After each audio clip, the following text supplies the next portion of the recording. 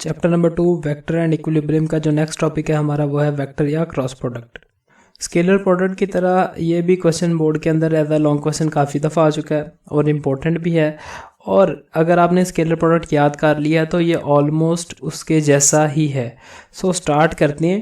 Question आपको कुछ इस तरह का आएगा कि डिफाइन वेक्टर या क्रॉस प्रोडक्ट और इसकी प्रॉपर्टीज़ लिखें। अगर आपको एज अ लॉन्ग क्वेश्चन आ जाए तो आपने इसको सेम इसी तरह अटैम्प्ट करना है। सो स्टार्ट करते हैं। सबसे पहले आपने वेक्टर या क्रॉस प्रोडक्ट की डेफिनेशन लिखनी है। जैसा कि आप जानते हैं, अगर आप दो वेक्टर्स को आपस में मल्टीप्लाई करें और उसकी प्रोडक्ट लें और आपका आंसर जो है वो एक वेक्टर क्वांटिटी आ जाए तो आप इसको वेक्टर प्रोडक्ट या क्रॉस प्रोडक्ट कहते हैं। एक्सप्रेशन कुछ इसकी इस तरह की होगी। फर्ज करें आपके पास दो वेक्टर हैं ए और बी जो कि किसी थीटा डिग्री पे लाई कर रहे हैं, यानी उनके इंटरनल जो एंगल है वो क्या है, थीटा है। तो क्रॉस प्रोडक्ट को किस तरह लिखा जाता है, इसको रिप्रेजेंट किया जाता है जी ए क्रॉस बी से। ओपन आप किस तरह करते हैं, फर्स्ट वेक्टर की मैग्नीट्यूड आ सकेगी, देन सेकंड वेक्टर की मैग्नीट्यूड आ सकेगी, देन स्केलर प्रोडक्ट या डॉट प्रोडक्ट में यहाँ को साइन आता था, वेक्टर प्रोडक्ट के अंदर यहाँ क्या आएगा, साइन थीटा आएगा। थीटा क्या है जी, दोनों वेक्टर के दरमियान एंगल। और एन क्या है, एन यूनिट वेक्टर या एन कैप एक ऐसा वेक्टर है, एक ऐसा यूनिट वेक्टर है जो कि आपको किसकी डायरेक्शन देगा, ए क्रॉस बी की। अब इसको समझना जो है वो बहुत इंपॉर्टेंट है। एन आपके पास एक यूनिट वेक्टर है जो कि आपको डायरेक्शन देगा ए क्रॉस बी की। चूंकि आप लोग जानते हैं कि जब आप ए की बी से डॉट प्रोडक्ट लेते थे तो आपका आंसर यानी ये सारे का सारा नंबर क्या होता था, एक स्केलर क्वांटिटी होता था। लेकिन जब आप ए और बी की आपस में क्रॉस प्रोडक्ट लेंगे तो आपका जो ए क्रॉस बी का आंसर आएगा वो एक स्केलर नंबर नहीं होगा बल्कि एक वेक्टर होगा। सो अगर ये एक वेक्टर है तो ऑब्वियसली इसकी कोई ना कोई डायरेक्शन होगी। तो वो डायरेक्शन आपको क्या चीज़ स्पेसिफाई करेगी, ये एन कैप जो है ये आपको किसकी डायरेक्शन बता रहा होगा, ए क्रॉस बी की। अगर आप इसी एक्सप्रेशन की राइट साइड पे गौर करें तो A magnitude multiply B magnitude multiply by sine of theta, ये तीनों मल्टीप्लाई होके आपके ए क्रॉस बी की मैग्नीट्यूड बनाएंगे और एन कैप जो है ये वाला ये आपको वेक्टर की डायरेक्शन बता रहा होगा। इसको कैलकुलेट कैसे करते हैं वो हम फर्दर देखते हैं, लेकिन उससे पहले इसकी एग्जांपल आपने लिखनी है। एग्जांपल क्या जी, टॉर्क एग्जांपल है किसकी, वेक्टर प्रोडक्ट की। अब टॉर्क इक्वल किसकी होती है, आर क्रॉस एफ की। आर आप मोमेंट आर्म को कहते हैं और एफ कहते हैं फोर्स को। आर भी वेक्टर है और फोर्स भी वेक्टर है। सो दो वेक्टर की प्रोडक्ट जो है वो टॉर्क आती है और टॉर्क भी एक वेक्टर क्वांटिटी है। सो अब डायरेक्शन की तरफ चलते हैं। आपके पास ए क्रॉस बी की डायरेक्शन जो है वो किससे आ सकेगी, राइट हैंड रूल से आ सकेगी। राइट हैंड रूल है क्या, बड़ी सिंपल सी बात है। आपके पास दो वेक्टर है ए और बी, आप दोनों की क्या ले रहे हैं, क्रॉस प्रोडक्ट ले रहे हैं। सो सिंपल सा मेथड है, आपने क्या करना है, अपने हाथ को या अपनी फिंगर्स को, राइट हैंड के फिंगर्स को करें फर्स्ट वेक्टर की डायरेक्शन में। लेट्स से आप कैलकुलेट कर रहे हैं ए क्रॉस बी, तो ए आपका फर्स्ट वेक्टर हो गया। ए के अलोंग अपने राइट हैंड के फिंगर्स को करें। अब आपने इनको कर्ल करना है किस तरफ, बी वेक्टर की तरफ। ए की तरफ राइट हैंड के फिंगर्स करें, बी की तरफ इनको कर्ल करें। सो जो आपका थंब होगा, इरेक्टेड थंब या स्ट्रेट थंब, वो आपको शो करेगा ए क्रॉस बी की डायरेक्शन। सो राइट हैंड रूल आपको समझ आ चुका होगा, दोबारा रिवाइज कर लेते हैं। अगर आप ए क्रॉस बी की डायरेक्शन निकालना चाह रहे हैं तो डायरेक्शन आती है राइट हैंड रूल से। ए क्रॉस बी आप कैलकुलेट करना चाह रहे हैं, ए की डायरेक्शन में अपने राइट हैंड के फिंगर्स को करें, उनको कर्ल करें बी की तरफ, और जो आपका स्ट्रेट थंब होगा वो आपको डायरेक्शन देगा ए क्रॉस बी की। यहाँ एक बात जो है वो याद रखनी बहुत इंपॉर्टेंट है, जब आप ए और बी को आपस में क्रॉस प्रोडक्ट लेंगे और ए क्रॉस बी की डायरेक्शन निकालेंगे तो आप राइट हैंड रूल से ये चेक करेंगे तो आपको पता चलेगा कि ए क्रॉस बी की जो डायरेक्शन है वो ए और बी के ऑलवेज परपेंडिकुलर आती है। यानी इससे आपको एक बात ये भी पता चल सकती है कि अगर आपका ए और बी एक्स वाई प्लेन में लाई कर रहे हैं, यानी आपका ए वेक्टर एक्स के लॉन्ग है, बी वेक्टर आपका वाई के लॉन्ग है, तो जब ए एक्स एक्सिस से आप फिंगर्स को कर्ल करेंगे वाई की तरफ तो आपका थंब आएगा अलोंग जेड एक्सिस। सो चूंकि स्पेस में आपके पास तीन वेक्टर होते हैं, सो अगर आप एक्स और वाई की क्रॉस प्रोडक्ट लेंगे तो आपका जो रिजल्टेंट वेक्टर होगा वो अलोंग जेड एक्सिस लाई करेगा। इसको मजीद एलैबोरेट करते हैं एग्जाम्पल में, इसके बाद पहले आप इसकी प्रॉपर्टीज की तरफ चलते हैं। इसकी प्रॉपर्टीज जो है वो तकरीबन ऑलमोस्ट स्केलर प्रोडक्ट जैसी ही हैं। फर्स्ट प्रॉपर्टी आपने उधर भी पढ़ी थी, इधर भी वही है, कम्यूटेटिव। स्केलर प्रोडक्ट में वेक्टर की प्रोडक्ट कम्यूटेटिव होती है, जबकि वेक्टर के अंदर या वेक्टर प्रोडक्ट या क्रॉस प्रोडक्ट दो वेक्टर्स की कम्यूटेटिव नहीं होती। अब ये कम्यूटेटिव क्यों नहीं होती है? A क्रॉस B और B क्रॉस A मैग्नीट्यूड में ऑलवेज इक्वल होते हैं, बस डायरेक्शन में दोनों एक दूसरे से के ऑपोजिट होते हैं। लेट करिए आप A और B की क्रॉस प्रोडक्ट ले रहे हैं, A से B की तरफ आप जब अपनी फिंगर्स को कर्ल करते हैं तो आपका थंब आता है अपवर्ड, जो कि शो कर रहा है कि आपकी जो A क्रॉस B की डायरेक्शन है वो अलोंग Z एक्सिस है, अगर आपका A और Y XY प्लेन में लाई कर रहे हैं। इसी तरह अगर आप B क्रॉस A की डायरेक्शन कैलकुलेट करें, जब आप Y एक्सिस की डायरेक्शन में फिंगर करेंगे और उनको X एक्सिस की तरफ कर्व करेंगे, चूंकि आप फिंगर्स को रिवर्स नहीं कर सकते इसलिए आपको अपने हाथ को उल्टा करना पड़ेगा। वाई की तरफ आपने फिंगर्स की हाथ को उल्टा करके उनको कर्ल किया एक्स एक्सिस की तरफ, तो आपका थंब जो है वो पॉइंट आउट करेगा डाउनवर्ड। इसका मतलब क्या है कि आपके ए क्रॉस बी की डायरेक्शन अपवर्ड है, जबकि बी क्रॉस ए की डायरेक्शन जो है वो डाउनवर्ड लाई कर रही है। इसका मतलब क्या हुआ कि ए क्रॉस बी और बी क्रॉस ए आपस में इक्वल नहीं होते, बल्कि दोनों एक दूसरे के ऑपोजिट लाई करते हैं। इन दोनों रिजल्ट्स को देख के आप ये लिख सकते हैं कि ए क्रॉस बी बेसिकली इक्वल होता है माइनस के बी क्रॉस ए के। ये आपकी फर्स्ट प्रॉपर्टी। सेकंड प्रॉपर्टी उसी तरह पैरेलल वेक्टर्स की है।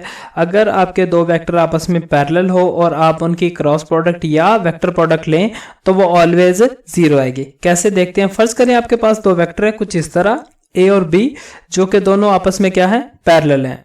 क्रॉस प्रोडक्ट ओपन करते हैं। क्रॉस प्रोडक्ट किस तरह ओपन करते थे? आपके पास फॉर्मूला है जी ए की मैग्नीट्यूड और बी की मैग्नीट्यूड, फर्दर आपका आ जाएगा साइन और उन दोनों के दरमियान जो एंगल है, जो कि पैरेलल वेक्टर जो है वो दोनों एक दूसरे से 0 डिग्री पे लाई करते हैं, इसलिए साइन के आगे क्या आ सकेगा? 0। और उसी तरह एन यूनिट वेक्टर आ गया। क्लियर? साइन ऑफ 0 जो है कैलकुलेटर से कैलकुलेट कर सकते हैं आप, वो 0 होता है। जब 0 पुट करेंगे तो ए क्रॉस बी आपका फाइनल क्या आ सकेगा? 0। इट मींस आप जब भी किसी दो पैरेलल वेक्टर्स की क्रॉस प्रोडक्ट लेंगे तो आपका आंसर ऑलवेज क्या आएगा? 0 आएगा। ये एमसीक्यूज भी आ सकता है। वहां भी आपने यूनिट वेक्टर्स को देखा था, यहाँ भी देखते हैं। फर्ज करें आपके पास जो है कोई यूनिट वेक्टर है 3 IJ के, और आपको पता है वो म्यूचुअली परपेंडिकुलर होते हैं, जैसा कि आपको डायग्राम में नजर आ रहा है। आप चूंकि पैरेलल वेक्टर पढ़ रहे हैं इसलिए आप I की प्रोडक्ट क्रॉस प्रोडक्ट लेंगे I के साथ ही, क्योंकि एक्स एक्सिस के पैरेलल एक्स एक्सिस ही होगा। I क्रॉस I को ओपन करें। सेम फॉर्मूले से I क्रॉस I को कैसे आप ओपन करेंगे? फर्स्ट I की मैग्नीट्यूड आ सकेगी, देन सेकंड I की मैग्नीट्यूड आ सकेगी, इनटू सेम उसी तरह चूंकि पैरेलल है तो एंगल 0 आ सकेगा और साथ एन कैप आ सकेगा। साइन 0 होता है, 0 पुट करेंगे, सारी की सारी टर्म क्या हो सकेगी? 0। आई की मैग्नीट्यूड ऑलवेज 1 होती है, आप लोगों को पहले भी पता है, चूंकि आई जो है ये एक यूनिट वेक्टर को रिप्रेजेंट करता है और यूनिट वेक्टर की मैग्नीट्यूड ऑलवेज 1 होती है, तो इसकी जगह 1 पुट करें। चूंकि साइन 0 है और वो सबसे मल्टीप्लाई हो रहा है, इसलिए सारे का सारा रिजल्ट जो है वो क्या हो सकेगा? 0 हो सकेगा। इसको देख के आप J क्रॉस J को भी ओपन कर सकते हैं, K क्रॉस K को भी, वो भी आपके पास क्या आ सकेंगे? 0 आ सकेंगे। इस रिजल्ट को देखते हुए आप एक रिजल्ट डिफाइन कर सकते हैं कि I क्रॉस I या J क्रॉस J या K क्रॉस K, आप जब भी सिमिलर यूनिट वेक्टर्स की क्रॉस प्रोडक्ट लेंगे तो आपका आंसर हमेशा क्या आएगा? 0 आएगा। क्लियर? थर्ड प्रॉपर्टी की तरफ चलते हैं। थर्ड प्रॉपर्टी आप क्या है? Perpendicular vectors. परपेंडिकुलर वेक्टर्स आपके पास अगर दो वेक्टर आपस में परपेंडिकुलर हों और आप उनकी क्रॉस प्रोडक्ट लें तो वो ऑलवेज क्या आएगी? मैक्सिमम आएगी। मैक्सिमम का क्या मतलब है? अभी देखते हैं। फर्ज करें आपके पास दो वेक्टर हैं A और B, जो कि दोनों एक दूसरे से 90 डिग्री पे लाई कर रहे हैं। क्रॉस प्रोडक्ट को ओपन करें। क्रॉस प्रोडक्ट को आप किस तरह ओपन करेंगे? क्रॉस बी को ए की मैग्नीट्यूड आ सकेगी, देन उसी तरह मल्टीप्लाई बी की मैग्नीट्यूड, देन उसी तरह साइन, और अब आपने एंगल देखें चूंकि एक दूसरे से राइट एंगल पे लाई कर रहे हैं इसलिए दोनों के दरमियान जो एंगल है वो 90 है। दैट्स वाई आप साइन ऑफ थीटा की जगह आप क्या पुट करेंगे? 90 पुट करेंगे और साथ एन कैप आ सकेगा। साइन 90 जो होता है वो कैलकुलेटर से देखेंगे तो आप उसकी वैल्यू होती है 1। जब आप इधर 1 करेंगे तो फाइनल आपके पास ये रिजल्ट आ सकेगा। अब इसको मैक्सिमम इसलिए कहते हैं, देखें A क्रॉस B जब आप क्रॉस प्रोडक्ट जो है वो किसके इक्वल है, ए की मैग्नीट्यूड बी की मैग्नीट्यूड साइन ऑफ 90 और इंटू एन कैप। देखें ये चीज़ कांस्टेंट, ये चीज़ कांस्टेंट, ये चीज़ कांस्टेंट, सिर्फ और सिर्फ जो है मल्टीप्लाइंग फैक्टर पे डिपेंड कर रही है। साइन चूंकि ट्रिग्नोमेट्रिक फंक्शन है, इसकी मैक्सिमम वैल्यू 1 और मिनिमम वैल्यू क्या आती है 0।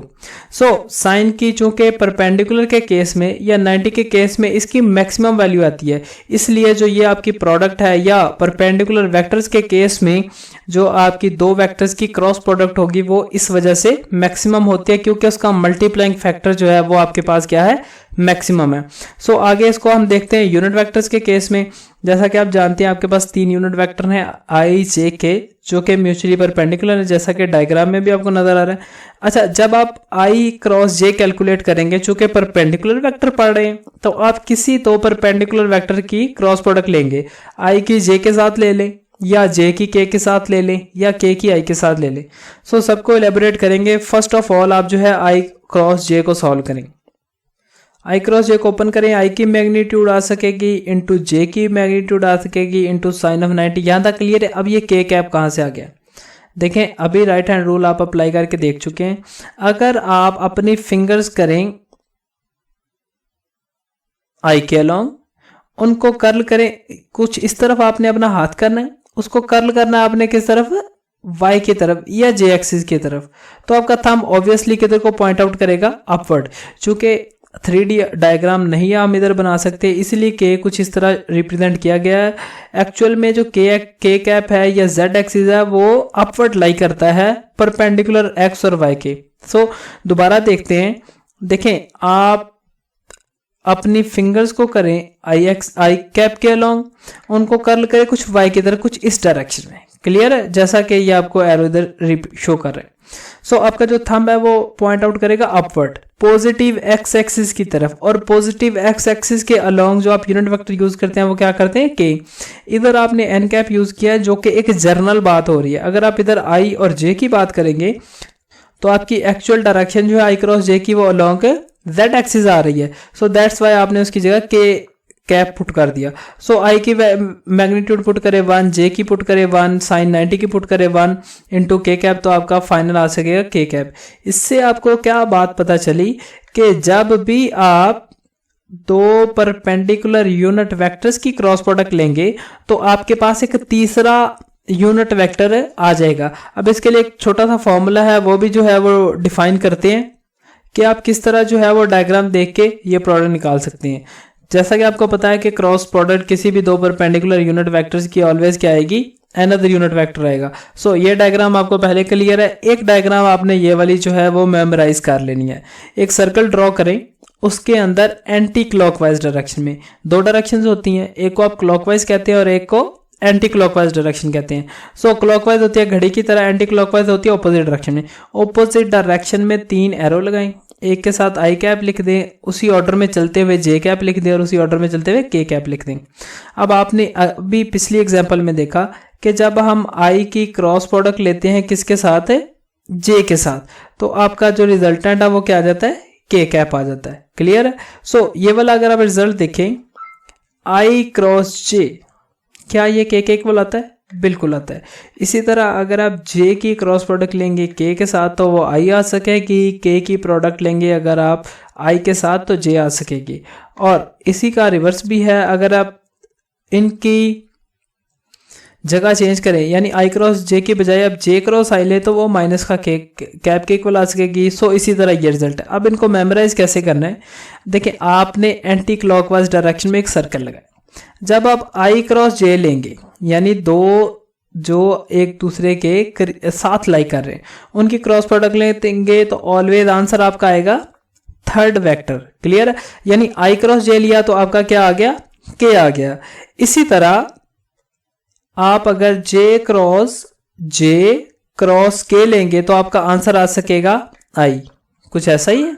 और इसी तरह आप के क्रॉस आई लेंगे तो आपका आंसर आएगा जे।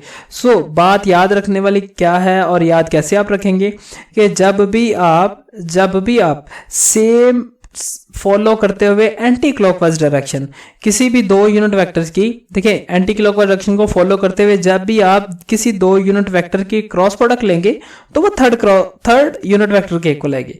आई cross j must be equal to k, j cross k must be equal to i, k cross i must be equal to जे।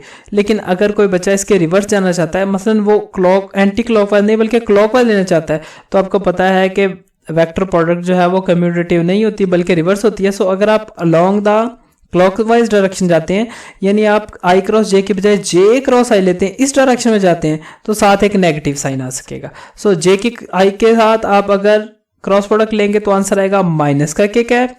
इसी तरह आप के की जे के साथ लेंगे तो माइनस का आई कैप, और इसी तरह आप अगर आई की के के साथ ले सकेंगे क्लॉकवाइज डायरेक्शन में तो माइनस का जे कैप आएगा। उम्मीद है आपको बात क्लियर हो चुकी होगी। सो अगली प्रॉपर्टी देखते हैं। अगली प्रॉपर्टी है एंटी पैरेलल वेक्टर्स के केस में। लेट करें आपके पास दो वेक्टर हैं एंटी पैरेलल, जो कि एंटी पैरेलल का मतलब कि वो दोनों एक दूसरे से 180 डिग्री पे लाई कर रहे हैं, कुछ इस तरह। सो क्रॉस प्रोडक्ट को आप किस तरह ओपन करेंगे, सेम उसी तरह आप ओपन करेंगे कि फर्स्ट वेक्टर की मैग्नीट्यूड लेंगे, सेकंड की लेंगे, साइन ऑफ वो एंगल। अब देखिए चूंकि एंटी पैरेलल है दैट्स वाई एंगल आ सकेगा 180। कैलकुलेटर से चेक करें, साइन 180 होता है 0। जब आप 0 पुट करेंगे तो सारी की सारी प्रोडक्ट क्या हो गई 0। तो आप सॉल्व करने के बाद भी ये रिजल्ट लिख सकते हैं। क्लियर है? अगर आप मैथमेटिक्स के अंदर थोड़े से स्मार्ट हैं तो आप सॉल्व करने के बाद भी रिजल्ट लिख सकते हैं कि अगर आप दो वेक्टर जो कि एक दूसरे से एंटी पैरेलल लाई कर रहे हैं, अगर आप उनकी क्रॉस प्रोडक्ट लेंगे तो वो ऑलवेज किसके इक्वल आएगी, 0 के इक्वल आएगी। वही लिखा हुआ है। बात क्लियर है? सो ये थी आपकी प्रॉपर्टी। नेक्स्ट देखते हैं जी। नेक्स्ट आपकी प्रॉपर्टी है, अगर आपके पास वेक्टर जो है वो रेक्टेंगुलर कंपोनेंट्स की फॉर्म में गिवन हो। फर्ज करें आपके पास दो वेक्टर है रेक्टेंगुलर कंपोनेंट्स की फॉर्म में गिवन है। अगर किसी को रेक्टेंगुलर कंपोनेंट्स में इशू है तो वो मेरा पिछला लेक्चर दे सकता है जिसका लिंक ऊपर आ रहा है। सो फर्ज करें आपके पास दो वेक्टर हैं जो कि रेक्टेंगुलर कंपोनेंट्स की फॉर्म में मौजूद हैं। अब आपने इनकी क्रॉस प्रोडक्ट लेनी है, तो वेक्टर्स की क्रॉस प्रोडक्ट जो है, दो वेक्टर्स की रेक्टेंगुलर कंपोनेंट्स वाले वेक्टर की क्रॉस प्रोडक्ट ऑलवेज डिटर्मिनेंट के मेथड से ली जा सकती है, कुछ इस तरह। अब डिटर्मिनेंट होता क्या है और ये लिखा कैसे गया है, इससे पहले थोड़ी सी बात मैट्रिक में चलते हैं। मैट्रिक में हमने डिटर्मिनेंट देखे होंगे मैथ्स के अंदर 2/2 का 1 2 एंड इसी तरह अगर आप देखें 3 और 4 होगा। तो इसका आंसर कैसे आप कैलकुलेट करते थे? सिंपल सा मेथड था, आप इनको मल्टीप्लाई करते थे आपसे 1 4 4, सेंटर में लगाते थे माइनस, और इनको मल्टीप्लाई करते थे आपस में, तो 2 3 होता है 6, कुछ ऐसा ही है। तो आपका फाइनल जो आंसर है वो आ सकता था उस क्वेश्चन के अंदर -2, कुछ ऐसा ही है। सो सिर्फ डिटर्मिनेंट वही का वही है, सिर्फ और सिर्फ चेंज ये आया है कि आपके पास जो डिटर्मिनेंट है वो 2/2 की बजाय 3/3 का हो गया। और हमेशा याद रखिएगा डिटर्मिनेंट जो है वो हमेशा एक स्क्वायर मैट्रिक्स का होता है। स्क्वायर मींस के 3 रोज होंगी तो 3 ही कॉलम होंगे।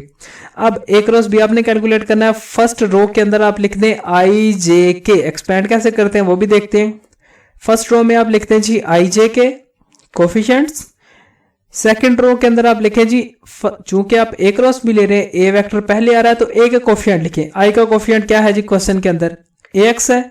इस तरह आप जे का कोफिशिएंट लिखें जो कि क्या है, ay है। और इसी तरह आप के का कोफिशिएंट देखें जो कि क्या है, az। सेम इसी चीज को फॉलो करते हुए चूंकि ए क्रॉस बी ले रहे हैं, बी बाद में आ रहा है, तो थर्ड रो के अंदर आपने बी का क्या लिख देना है जी, बी के कोफिशिएंट्स लिख देने। अब इसको ओपन करना जो है वो बड़ा इंपॉर्टेंट है। कैसे ओपन करते हैं वो आपने समझना है। सबसे पहले तो इंशाल्लाह मैथ्स जब आप पढ़ेंगे तो तब आपको क्लियर हो सकेगा। बायो वाले स्टूडेंट्स के लिए एक अलग से इसके ऊपर लेक्चर बना दूंगा मैं। सबसे पहले आपने प्लस माइनस प्लस का साइन लगा देना अपने पास से। कोफैक्टर का साइन होता है, मैथ्स के अंदर आप पढ़ेंगे, बायो वालों को मैं ये क्लियर कर दूंगा। एक्सपेंड कैसे करेंगे, सबसे पहले आपने फर्स्ट रो के ऊपर प्लस माइनस प्लस का साइन लगा देना है। नेक्स्ट अब ओपन कैसे करते हैं आपने क्या करना है, प्लस का साइन उठाना है और पहला नंबर उठाना है प्लस का। क्लियर? ठीक है। आप चूंकि आई उठाया है तो आई वाला ये कॉलम बन रहा है और आई वाली ये रो बन रही है, तो आई वाला कॉलम भी छोड़ देना है ये वाला, और आई वाली रो भी छोड़ देनी है। जब आई वाला कॉलम और आई वाली रो छोड़ेंगे तो आपके पास बेसिकली एक 2x2 का एक डिटर्मिनेंट रह सकेगा। क्लियर है? इसको सिंपल उसी मेथड से आपने सॉल्व करना है। इन को प्रिंसिपल डायगोनल के एलिमेंट को यानी ए वाई और बी जेड को आपस में मल्टीप्लाई करना है और सेंटर में बाय फॉर्मूला आपने माइनस लगाना है और इनको आपस में मल्टीप्लाई कर देना है। क्लियर? कोई इशू तो नहीं है। नेक्स्ट जी, इसी तरह चूंकि आपने ऊपर प्लस माइनस प्लस का साइन लगाया था, अब प्लस के बाद आपने साइन उठाना माइनस का साइन उठाया, अगला नंबर उठाया। अब जे वाला ये कॉलम है और जे वाली ये रो है। जे वाला कॉलम छोड़ दें, जे वाली रो छोड़ दें, आपके पास फिर ए एक्स बी एक्स और ए जेड बी जेड, उसी तरह 2x2 का डिटर्मिनेंट बच गया। सो इसी तरह प्रिंसिपल डायगोनल यानी ए एक्स और बी जेड को आपस में मल्टीप्लाई करें, माइनस बाय फॉर्मूला लगाएं, ए जेड और बी एक्स को आपस में मल्टीप्लाई कर दें। क्लियर है? सो सेम इसी चीज को फॉलो करते हुए आपने थर्ड टर्म लिखनी है। थर्ड टर्म अब आप कैसे लिखेंगे? उसी तरह आपने जो आपने ऊपर साइन लगाए थे प्लस का साइन उठाएंगे, के वाला कॉलम छोड़ दें, के वाली रो छोड़ दें। क्लियर है? के वाला कॉलम छोड़े, के वाला रो, आपके पास 2x2 का डिटर्मिनेंट रह सकेगा। प्रिंसिपल डायगोनल को आपस में मल्टीप्लाई करें, ए एक्स और बी वाई को। क्लियर? सेंटर में माइनस बाय फॉर्मूला आएगा, ए वाई और बी एक्स को आपस में मल्टीप्लाई कर दें। क्लियर है? सो चूंकि अब आप जो है वो एक जनरल फॉर्म लिखी हुई है इधर वेक्टर्स की, सो आपके पास ए एक्स की बी एक्स की फॉर्म में आ रहे हैं, लेकिन जब आप न्यूमेरिकल सॉल्व करेंगे तो तब आपके पास नंबर्स होंगे जो कि एक्चुअल में मल्टीप्लाई हो सकेंगे। आपकी आसानी के लिए प्रॉपर्टीज के बाद एक छोटी सी एग्जांपल सॉल्व की गई है जो कि आपको इस चीज़ को मजीद समझने में आसानी पैदा करेगी।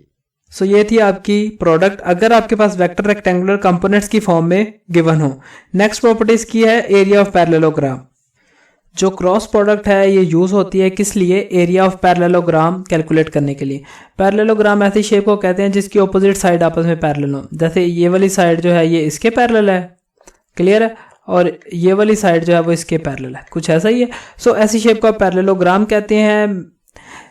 जब आप एफएससी सेकंड ईयर का मैथ्स पढ़ेंगे, मैथ्स वाले स्टूडेंट, तो तब आपके पास एक्चुअल क्वेश्चन कुछ इस तरह के आएंगे कि एरिया ऑफ पैरेललोग्राम कैलकुलेट करें और आप क्रॉस प्रोडक्ट से करेंगे। खैर, बाकियों के लिए सिर्फ और सिर्फ ये याद करना है आपने कि क्रॉस प्रोडक्ट यूज होती है किस लिए? एरिया ऑफ पैरेललोग्राम को कैलकुलेट करने के लिए। यानी आप लेंथ और विड्थ की जब क्रॉस प्रोडक्ट लेंगे तो आपके पास उस पैरेललोग्राम का एरिया आ सकेगा।